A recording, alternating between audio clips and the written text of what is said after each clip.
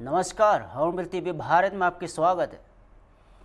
संगम नगरी प्रयागराज में इन दिनों परेड मैदान पर आयोजित 10 दिवसीय सरस मेला लोगों के आकर्षण का केंद्र बना हुआ है।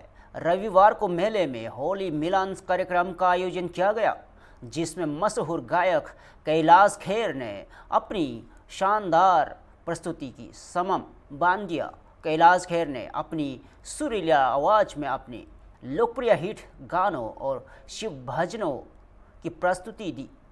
जैसे ही उन्होंने मंच संभाला, पूरा पंडाल संगीत की धुनों में गूंज उठा और मौजूद दर्शक उनके गीतों पर झूमते नजर आए। कार्यक्रम में केशव प्रसाद मौर्य, उप मुख्यमंत्री उत्तर प्रदेश, भी पहुंचे और परेड ग्राउंड में आयोजित प्रदेश सिख सरस महोत्सव में शामिल होकर कार्यक्रम की शोभा बढ़ाई। सरस मेले में सांस्कृतिक कार्यक्रमों के साथ साथ देश के विभिन्न राज्यों के हस्तशिल्प और उत्पाद भी लोगों को आकर्षित कर रहे थे।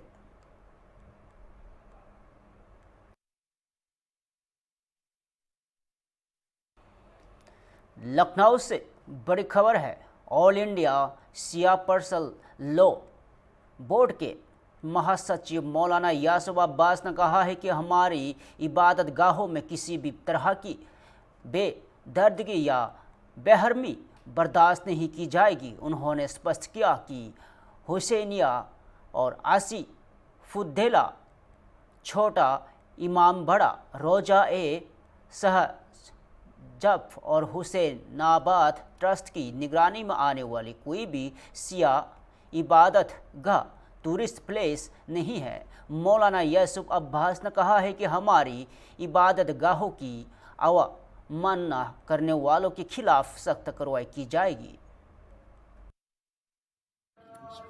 बड़े इमामबाड़े में जिस तरीके से एक लड़की का वीडियो वायरल हो रहा है और वो इमामबाड़े के तकद्दुस को पूरी तरीके से पामाल कर रही है, और अगर से उससे वहां पर चादर सर पर डालने को या दुपट्टा डालने को कहा गया तो वो पूरी तरीके से बदतमीजी कर रही है और वहां से बाकायदा रील बना के वायरल कर रही है। मैं ये बात बताना चाहता हूं कि चाहे बड़ा इमामबाड़ा हो, छोटा इमामबाड़ा हो, शाह नजफ हो या कोई भी मजहबी हमारा मकाम हो, जहां के ऊपर अदादारी होती है, मजलिस मातम होता है, तो वहां के ऊपर सर के ऊपर बाकायदा दुपट्टा डाल के, सर ढक के, सर पर चादर डाल के, किसी भी धर्म किसी भी मजहब का हो वो आए, इसको हरगिज बर्दाश्त नहीं किया जाएगा कि कोई बगैर सर पर दुपट्टा डाले हुए, बगैर सर पर चादर डाले हुए हमारे मजहबी मकामात के अंदर एंट्री ले। दूसरी बात यह है कि अगर से कोई मर्द भी जाता है गुरुद्वारे के अंदर तो अपना सर रुमाल से ढक के जाता है, बगैर रुमाल के ढके हुए नहीं जाता है, और औरतें भी अपना सर ढक के जाती हैं। लिहाजा जो हमारे मजहबी इबादत गाहें हैं उसके एहतराम की सख्त जरूरत हो। चेयरमैन हुसैनाबाद ट्रस्ट से जो डिस्ट्रिक्ट मजिस्ट्रेट लखनऊ है, मैं उनसे गुजारिश करना चाहता हूं कि इस तरीके से टूरिस्ट का बाकायदा आना जाना बंद किया जाए, वरना हैदी टास्क फोर्स के जिम्मेदारान इस मामले को बहुत कायदे से देखेंगे। इसलिए कि इमामबाड़े के तकद्दुस को पामाल किया जा रहा है। आप चेयरमैन हुसैनाबाद ट्रस्ट के, न वहां के ऊपर आपके वर्कर्स कुछ कर रहे हैं। कभी कोई इमामबाड़े की दीवार के ऊपर खड़ा होता है, कभी कोई वहां पर पेशाब करता है, कभी कोई वहां म्यूजिक बजाता है। इस तरीके से इमामबाड़े का तकद्दुस पामाल हो रहा है। इमामबाड़े के तकद्दुस को हरगिज पामाल नहीं होने दिया। उत्तर प्रदेश राजधानी के पोस्ट इलाके इंदिरा नगर में कानून के रखवाले ही कानून की धज्जियां उड़ाने का मामला सामने आया है। रविवार शाम लगभग 4:45 बजे चंदन रोड स्थित नानी होटल के सामने एक पुलिसकर्मी के राहगीर शमीम अख्तर के साथ गाली गलौज की और उन्हें अपनी गाड़ी से खींचकर बेहरमी से पीटा और मामला सीसीटीवी कैमरे में कैद हो गया। और पीड़ित शमीम अख्तर अपनी कार में चंदन रोड की ओर मुड़ रहे थे, तभी सामने से तेज रफ्तार में आ रही मारुति स्विफ्ट ने उन्हें रास्ता नहीं दिया। और आरोप है कि गाड़ी चला रहा व्यक्ति फरहान, जो इंदिरा नगर थाने में तैनात है, पुलिस वर्दी में था और शमीम अख्तर के अनुसार असुरक्षित बचाव के बावजूद आरोपी सिपाही ने उनकी कार रोककर उन्हें बाहर खींचा, हाथ मरोड़कर और लात घुस्से से हमला किया। इस हमले में पीड़ित के हाथ में गंभीर चोट और सूजन आई है। यह मामला कानून व्यवस्था और पुलिस की जवाबदेही पर एक गंभीर सवाल खड़ा करता है।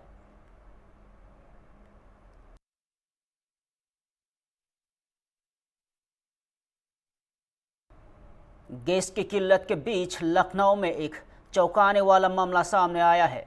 पुलिस ने समाजवादी पार्टी से जुड़े नेता सोनू कन्नौजिया के अभिनंदन रिपोर्ट पर छापेमारी कर बड़ी संख्या में एलपीजी सिलेंडर बरामद किए हैं।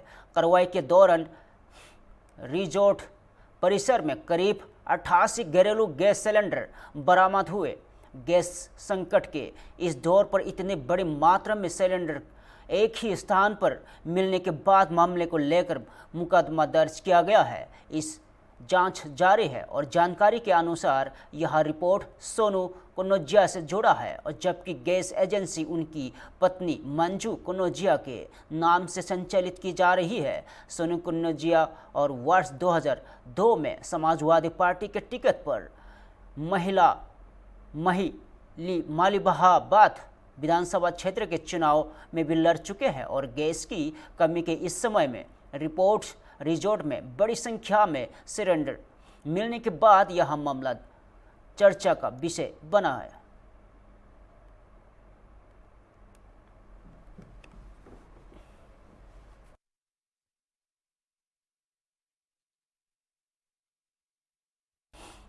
दिल्ली से बड़ी राजनीतिक खबर है।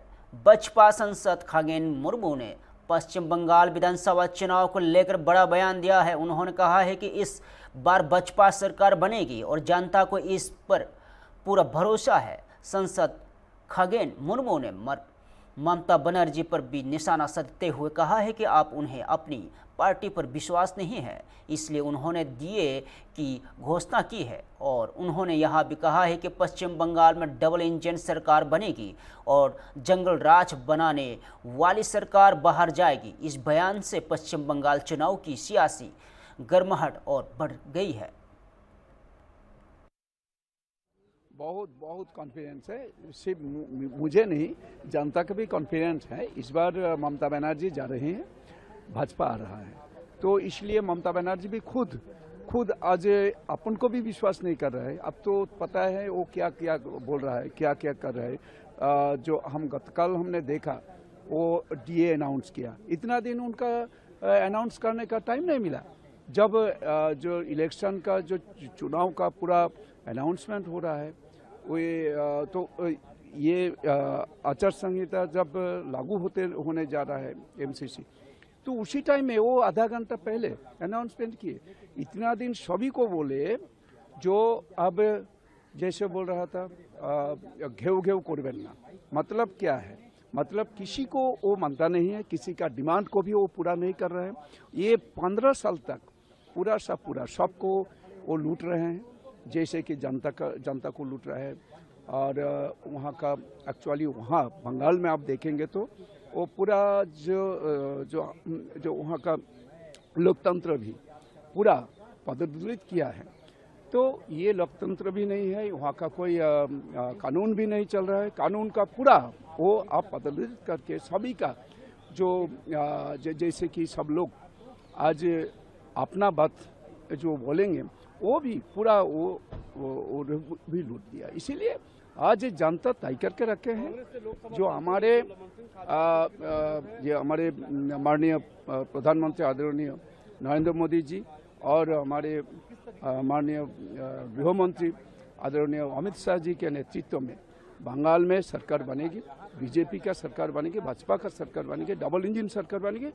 बंगाल में विकास होगा और जैसे कि सब कुछ लूटने वाला जो सरकार, जंगल राज बनाने वाला सरकार, वो हट जाएगी।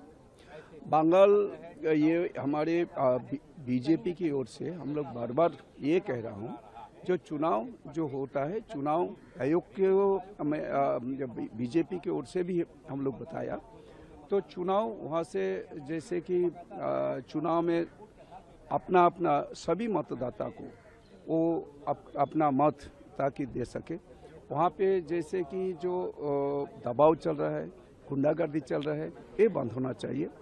और तृणमूल कांग्रेस जैसे कि हर चुनाव में हम लोग देखा है, वो चुनाव में जैसे जो पोल डे में जैसे कर रहे हैं, हर बूथों को सभी पोलिंग स्टेशन को वो एक्चुअली उस पोलिंग स्टेशन उसको भी दबाव वहाँ पे चला रहा है। और जब काउंटिंग होगा, काउंटिंग के हॉल में भी हम लोग देखा तो उसी जगह में भी दबाव का काम करे, ये पूरा सब पूरा बंद हो जाए।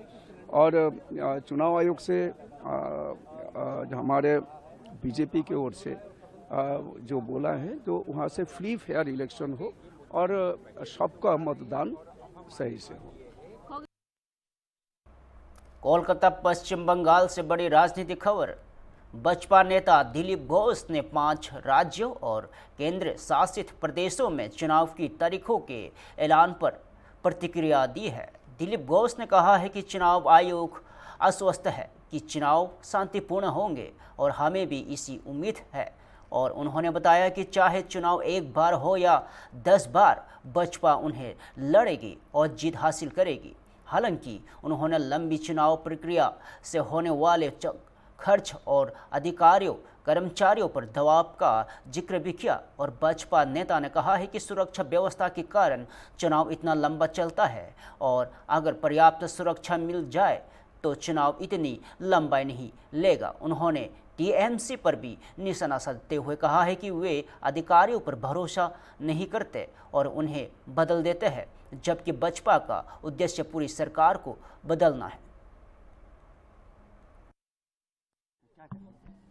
नहीं, चुनाव कमीशन कॉन्फिडेंट है और चुनाव शांतिपूर्वक होगा। हमें भी उम्मीद है कि शांतिपूर्वक, क्योंकि एसआईआर से लेकर जिस प्रकार से सीरियसली चुनाव कमीशन सारा काम कर रही है और चुनाव भी उसी प्रकार होगा। लंबा समय तक चुनाव चलना गर्मी के समय सबके लिए प्रॉब्लम होता है, कष्ट होता है। केवल सिक्योरिटी पर्पस के लिए इतना चरण में होता था, मुझे लगता नहीं कि ऐसा कुछ होगा। और जिस प्रकार प्रतिबद्ध लगा चुनाव कमीशन को, शांतिपूर्वक चुनाव होगा, समय पर होगा। ये 2 दफा इलेक्शन होने पे बीजेपी को क्या कोई सुविधा होगा? सुविधा की बात नहीं। चुनाव एक दफा हो चाहे 10 दफा हो, हम तो लड़ेंगे और जीतेंगे। लेकिन चुनाव एक लंबा समय चले, खर्चा भी होता है, परिश्रम होता है, सरकारी कर्मचारी को भी प्रेशर आता है। पूरा सोसाइटी में कोई काम नहीं होता है, केवल चुनाव चलता है। जल्दी निपटना चाहिए, समय पर निपटना चाहिए। सिक्योरिटी पर्पस के कारण इतना लंबा समय चलता था। अगर सिक्योरिटी प्रोवाइड हो जाएगा तो 1-2 चरणों में ही ठीक है। तमिलनाडु में 1 चरण में हो सकता है, असम में हो सकता है, बंगाल में होना चाहिए। इस प्रकार वातावरण होना चाहिए। प्रिंसिपल सेक्रेटरी और चीफ सेक्रेटरी दोनों को चेंज किया गया, ऑर्डर आ गया है। नहीं, हर 6 महीना में तो सारा ऊपर से नीचे का ऑफिसर को चेंज कर देते हैं, इसलिए एडमिनिस्ट्रेशन में कोई हाथ नहीं लगाता है। आप भी जिनके अपने अधिकारियों के ऊपर भरोसा नहीं है, बदल देते हैं। आप अदल बदल करने से, हम तो पूरा सरकार को बदलना चाहते हैं। देखा जाए, मई में शायद हो जाएगा। क्या लग रहा है कि निर्वाचन जो होने वाला है वो शांतिपूर्वक होगा? क्योंकि इससे पहले आप उम्मीद है शांतिपूर्वक होगा, क्योंकि जो चुनाव कमिश्नर हैं वो बार बार यहाँ आ रहे हैं, सारी बात को सुन रहे हैं, सारी संबंधित लोगों से बात भी कर रहे हैं और उनकी बातचीत से लग रहा है कि वो प्रतिबद्ध हैं इसको शांतिपूर्वक चुनाव करने के लिए। इलेक्शन दिल्ली से बड़ी राजनीतिक प्रतिक्रिया। बसपा सांसद निशिकांत दुबे ने कांग्रेस नेता राहुल गांधी की काशीराम जी को भारत रत्न देने की मांग पर प्रतिक्रिया दी है।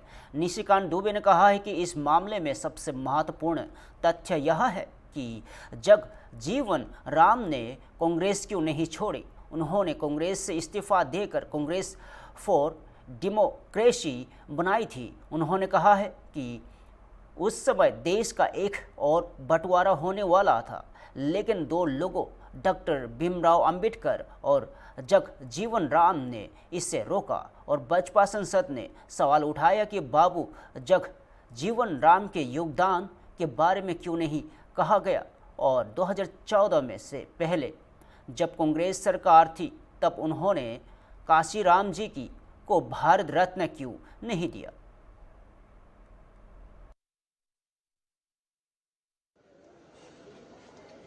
उसमें जो इम्पोर्टेंट फैक्टर है वो इम्पोर्टेंट फैक्टर है कि जगजीवन राम जी ने कांग्रेस क्यों छोड़ी।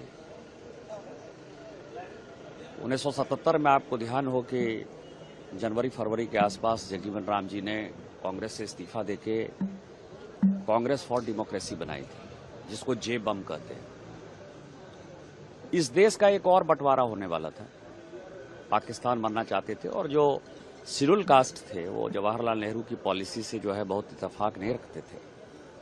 उस वक्त दो ऐसे लोग थे जिन्होंने भारत का बंटवारा दूसरा नहीं होने दिया। एक डॉक्टर भीमराव अंबेडकर थे और दूसरे बाबू जगजीवन राम थे, जिन्होंने 36 से 46 तक एक दलित पिछड़ों का जो कांग्रेस है उसका जो है अध्यक्षता किया था। फखरुद्दीन अली अहमद को इमरजेंसी के कारण इंदिरा जी भारत रत्न देना चाहती थी और उसी के खिलाफ जाकर बाबू जगजीवन राम जी ने कांग्रेस से इस्तीफा दे दिया। यदि भारत रत्न देना है, सबसे पहले कांग्रेस को कोई डिमांड करना चाहिए था तो अपने आदमी को करना चाहिए था, जिसने इस देश के आजादी के आंदोलन में इतना बड़ा योगदान दिया। बाबू जगजीवन राम के बारे में नहीं बोल रहे हैं। काशीराम जी को भारत रत्न क्यों नहीं दिया? 2006 में उनकी डेथ हुई, 2014 तक तो उन्हीं की सरकार थी, क्यों नहीं दिया? उनके समर्थन से सरकार चलाते रहे। और तीसरा, रामविलास पासवान जी को भारत रत्न क्यों नहीं मिलेगा? यदि आपका क्राइटेरिया यही सब है तो ये सारे लोग हैं जिनका की बड़ा योगदान है। काशीराम जी का भी योगदान है, मैं ये नहीं कहता कि उन्होंने जो है दलित शोषित वंचित को जो है एक आवाज दी। तो मुझे लगता है कि मूर्खता की पराकाष्ठा पर है राहुल गांधी जी, और राहुल गांधी जी को अपने आप में इंट्रोस्पेक्ट करना चाहिए कि इस देश को कहां ले जाना चाहते हैं, किस तरह के इश्यूज उठाते हैं। और शायद उनको इतिहास के बारे में नहीं पता है कि फखरुद्दीन अली अहमद का विरोध करने के कारण बाबू जगजीवन राम जैसे इतने बड़े नेता को, स्वतंत्रता सेनानी को क्यों नहीं भारत रत्न दिया। ये कांग्रेस को जवाब देना। सर, ओम बिरला जी ने पत्र लिखा।